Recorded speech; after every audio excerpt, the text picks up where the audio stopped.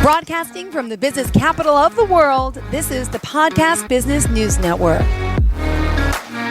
Welcome back to the show. We are joined by our friend Dr. Audie Gaddis, who is a clinical psychologist, licensed, of course, and also clinical neuropsychologist. And we're excited that he's back with us today to talk more about, well, anxiety, kind of where we left off last week, but all the work that he does to help so many people with psychotherapy, psychological therapy services, online, via telehealth, and so much more. So first and foremost, welcome back. How are you? I'm fine, Jill. How are you? I'm great. Would you mind just saying hello to our listeners, please, and tell us a little bit about what it is you do? Hello, listeners. I am Dr. Audie Gaddis. I'm a licensed clinical psychologist and neuropsychologist.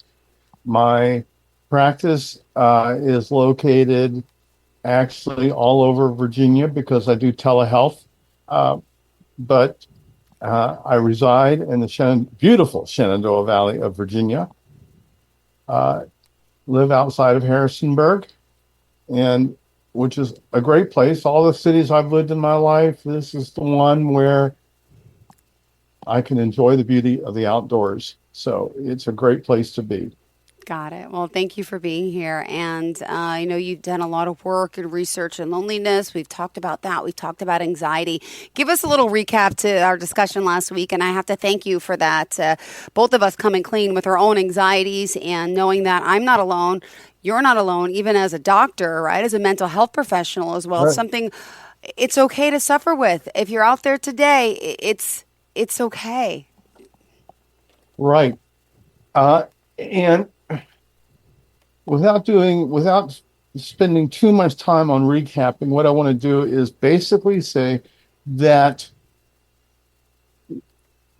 anxiety is your brain's natural response to perceived fears. Mm-hmm. It perceives some danger. It perceives something's wrong. It has a foreboding. Yeah. And so that's when we start feeling the anxiety. Anxiety is the brain sending a warning to the rest of our consciousness and our bodies that things are not right. However, back in the early days of humankind, when anxiety was helpful, say, in keeping us from being killed by the saber-toothed tiger, it no longer has the same necessity as it once had. Got it. So, however, the brain hasn't really got that message. And as a result, numerous people suffer from anxiety. And I would venture to say that at least at one point in a person's life, they will experience some significant anxiety. Some of us experience it on a regular basis. And in my presentation last week, some of the responses I got from people was, yeah, that's great. What you said was helpful, but what are some practical things I can do right away when I'm feeling anxiety? Yep. Not everybody are in a position where they can pop a pill to relax them. Yep.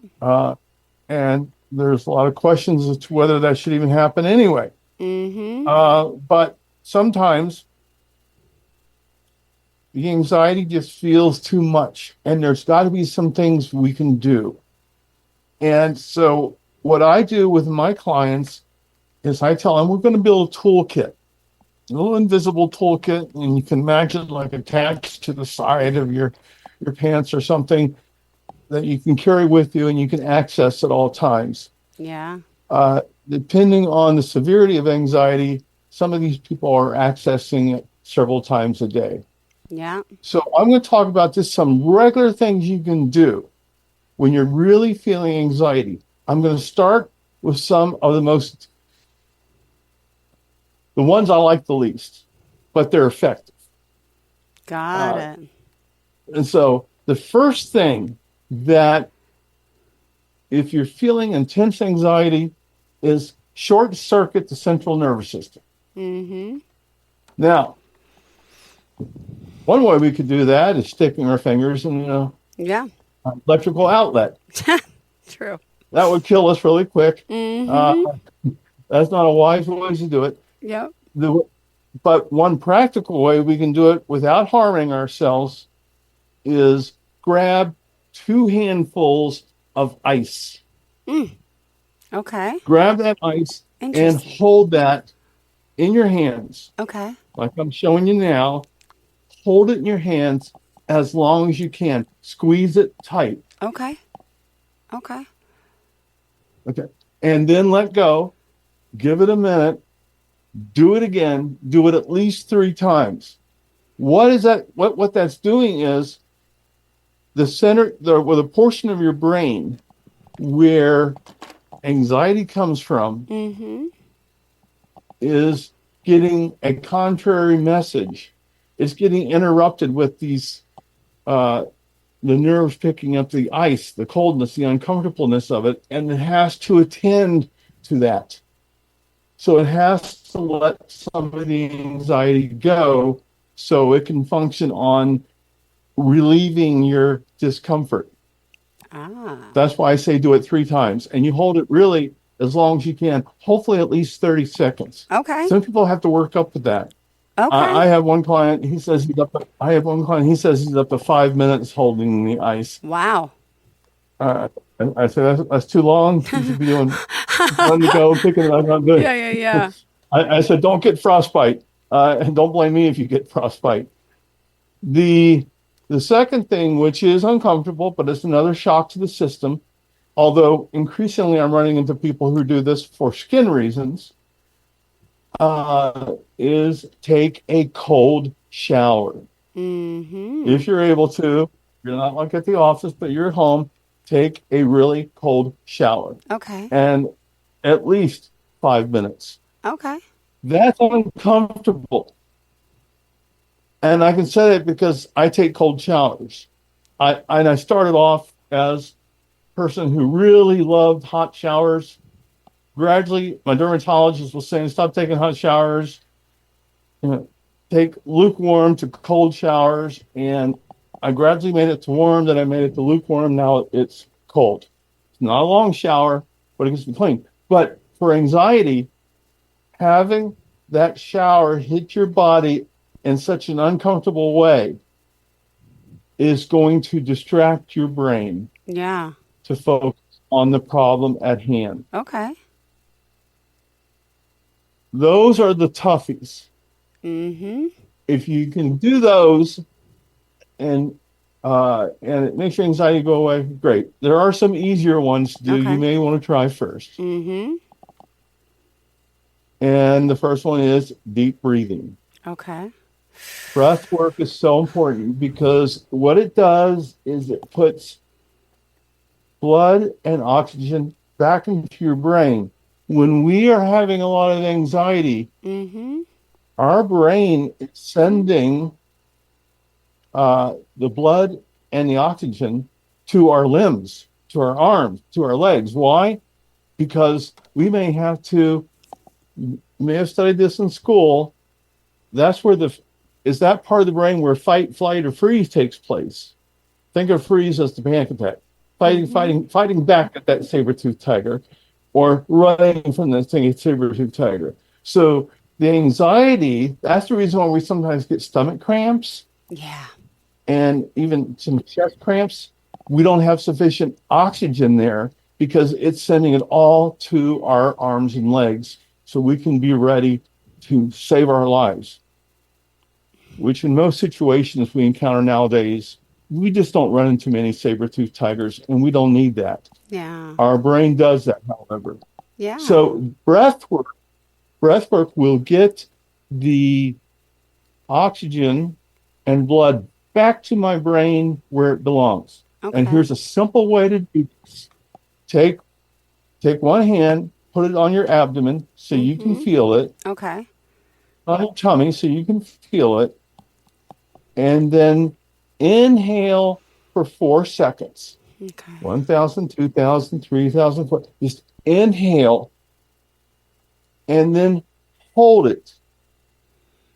for 4 seconds. Now, the next part, you're going to exhale, but it's going to be slower. You're going to exhale for 6 seconds. Oh. So that is longer than the inhale. So you have to consciously, feel the air coming out. Now, the reason why you put your hand on your abdomen in the first place was so when you were inhaling, you could feel it coming out. And the reason why you keep it on is when you exhale, you can feel it coming out, but you've got to control it. And as you control it, you simply imagine yourself relaxing. I sit, it's not really the ideal chair for the kind of work that I do, but it works. It's a relaxing chair. It's one of those Barca lounger types.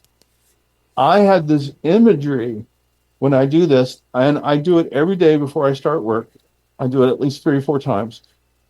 I imagine myself just relaxing so much. My muscles are relaxing so much. My body is just sinking into the chair.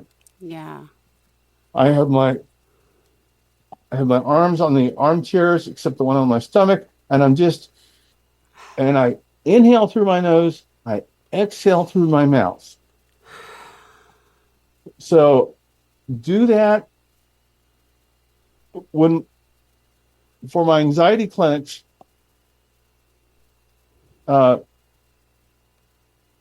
People are told to do it at least 5 times a day. Okay. To start off with. Now, when you think about it, that's 14 seconds a cycle. Oh. Okay. 4 seconds inhale, 4 second hold, 6 second exhale. That says 14 seconds. So in a couple minutes, you can do this 5 times. Okay. And what it does is the reason why you do that, and I encourage people sometimes to get in front of the mirror and do it, are twofold. Mm-hmm.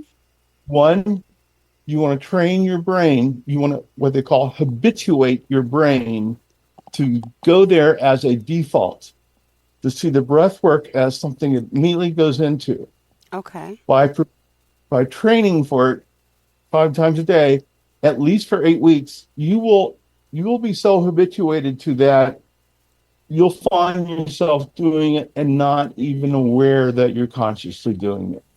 Wow. That's how habituated our brains can become to that. But it takes at least 8 weeks. You gotta practice. All right. Yeah. Daily practice. Yeah. 2 minutes. Inhale through the nose. Hold that for 4 seconds. Then just hold it for 4 seconds. And then exhale for 6 seconds. It is quite effective. But when you're exhaling, again, imagine your whole body going limp. Yeah. This is going limp. Now, what we're trying to do is, let's say the anxiety is this high. These are management skills to help manage the anxiety. They will not get rid of the anxiety. But if I can bring it down somewhat, I can manage it. We want to bring it down to a level where you feel that you can tolerate it. That's all we're trying to do. So that's what we want to accomplish through the breath work. Wow. Now, the next one, remember good old Socrates? Yes. Well, he wasn't an expert on anxiety, but his whole idea of Socratic questioning is another tool we use to manage anxiety. And that's where we start challenging irrational thoughts, such as we ask a question, is my thought based on facts or feelings? Is what I'm fearing, is that something I know for sure is going to happen? Or that I just fear that it will happen? Is it a definite fact? Anxiety often imagines worst case scenarios that never come about. this is where I'll make an admission. Yeah. I suffered for years of what's called the Sunday scaries.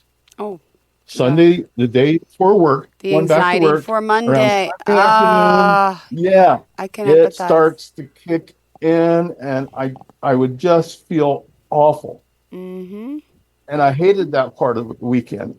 Mm. Uh, it would be so bad, I would cancel activities we planned because I was just too overwhelmed by my anxiety. So I started doing the Socratic questioning. Is my thought based on facts or feelings? Do I really think something awful is going to happen to me Monday morning? And here's the thing. Here's the facts of that.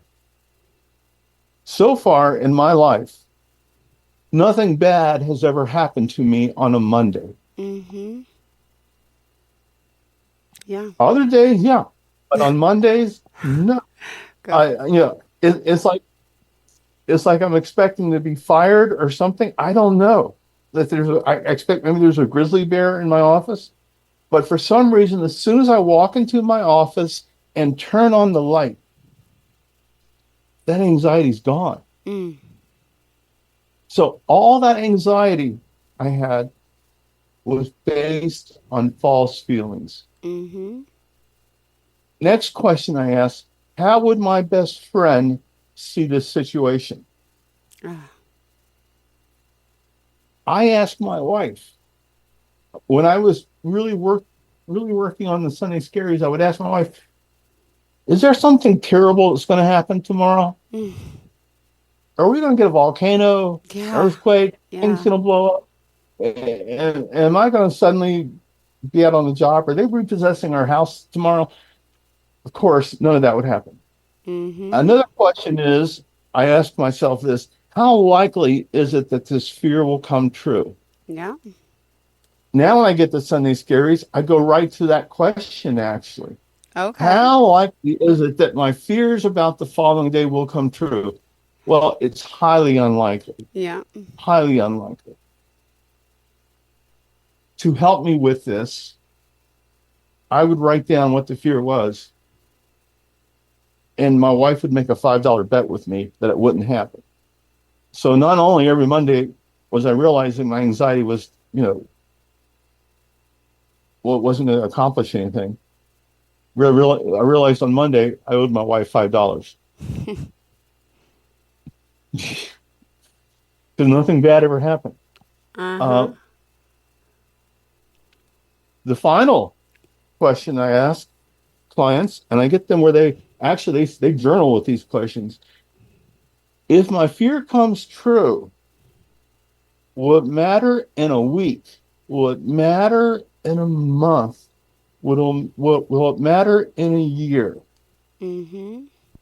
So if I fear I don't get that job I'm hoping for, and let's say it doesn't come through, does that mean that was the last available job on the planet? Mm-hmm. And of course not. Wow. I had a friend call me and they were panicking. He was panicking. I had to have him do the ice thing several times before he could really even talk. And he was so counting on this job because it meant so many positive changes. And he got word that he wouldn't get it. Yeah. They weren't going to offer it to him. Mm. And I asked him, I said, will that matter in a week, in a month, in a year? And of course, right then he felt, oh, of course it will. And I said, well, let's see. Within 3 days, he was offered a much better position. Mm-hmm. So then I asked him, I said, does all that worry about that job you were hoping for, does that really matter now? And he said, no, it doesn't matter. The last thing, do we have time for one more? Go ahead. Okay. Is imagery. Mm. When I have anxiety clinics, Yeah. we'll take a few moments. I'll ask him, I said, think about what you're seeing around you. Look at the different people. Look what's going on. What do you notice in the distance? Look for details that you would typically miss. Then what sounds can you hear? Yeah. Notice any unusual sounds, any sounds that you typically may not pay attention to. I'm frequently surprised because I have a morning meditation routine. Okay. I'll hear the most bizarre things during that time that I never hear any other time. I don't know why. I guess it's because I'm just with deep meditation, and then these intrusive sounds come, and I don't know where they're coming from. But they're gone. The other thing is eating and drinking. Yeah. Take time to savor the flavor. Take time to pay attention to what you're eating. I tell people, when you're having anxiety, that's the time when you count out your chews. Yeah. Take a bite, you chew 20 seconds.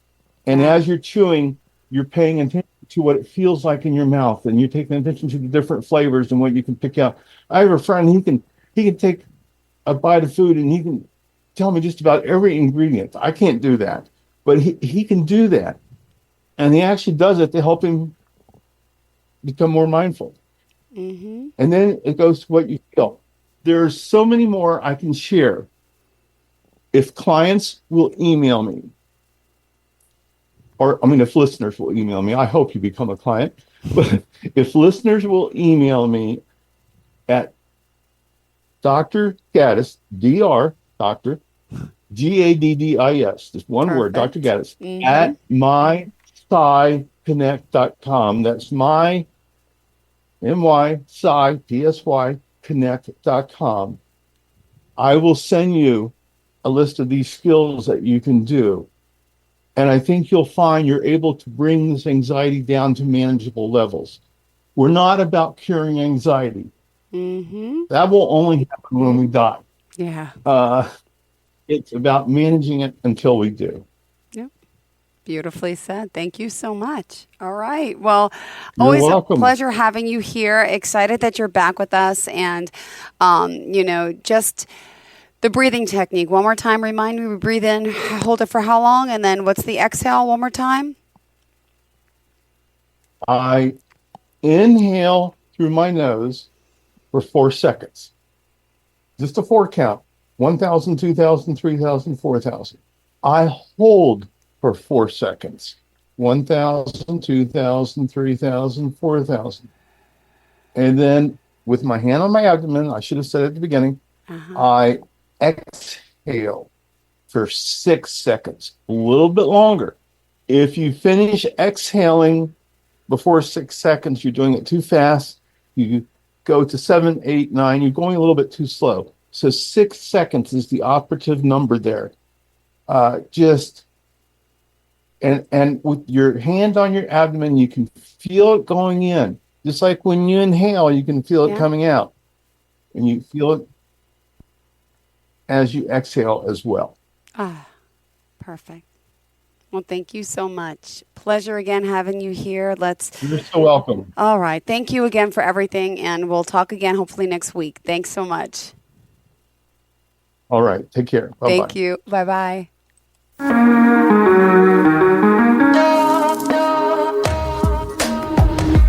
Broadcasting from the business capital of the world, this is the Podcast Business News Network. Adopt US Kids presents Multiple Choice Parenting. Your daughter just had her first breakup. Do you A, put yourself in her shoes? How could he do this to you? And for Sheila, she has split ends.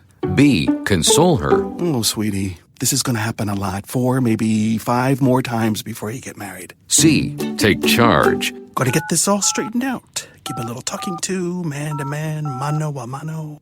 Hey, Steve! Is now a good time? No? Okay, no problem. Bye. Or D, help her find a new boyfriend? I know a great place to meet boys. The internet. Nice, single boys.